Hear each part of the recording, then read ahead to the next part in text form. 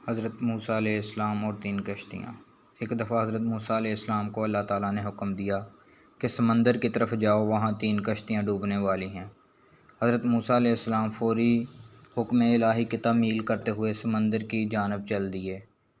ساحل پر سکون تھا۔ بہت دور سے ایک کشتی آتی ہوئی دکھائی دی جو آہستہ آہستہ ساحل کی طرف بڑھ رہی تھی۔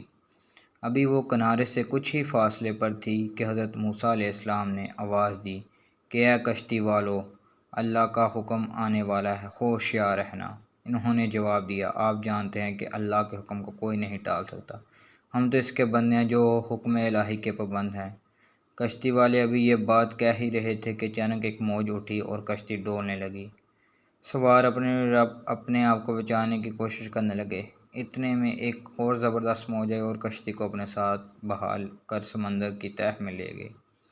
تھوڑی دیر میں ایک اور کشتی نظر آئی تو حضرت موسیٰ علیہ السلام نے انہیں بھی خبردار کیا اور کہا کہ ذرا محتاط ہو کر آنا۔ انہوں نے بھی پہلے والوں کی طرح جواب دیا کہ جو کچھ ہونا ہے ہو کر رہے گا، اور کشتی کو کنارے کی طرف لاتے رہے، یہاں تک کہ ساحل کے قریب آتے آتے یہ کشتی بھی ڈوب گئی۔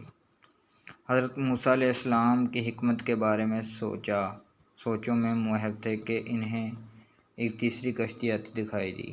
آپ نے حسب سابق اس کشتی والوں کو بھی نصیحت کی، دیکھو اللہ کا حکم آنے والا ہے، اپنے گناہوں کی معافی مانگتے ہوئے ذرا محتاط ہو کر آؤ۔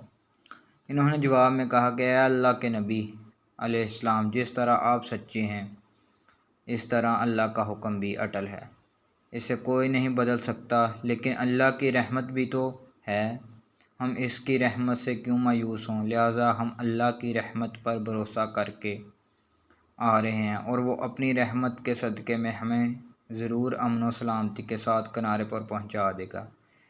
کشتی والوں کا یہ جواب سن کر حضرت موسیٰ علیہ السلام خاموش ہو گئے۔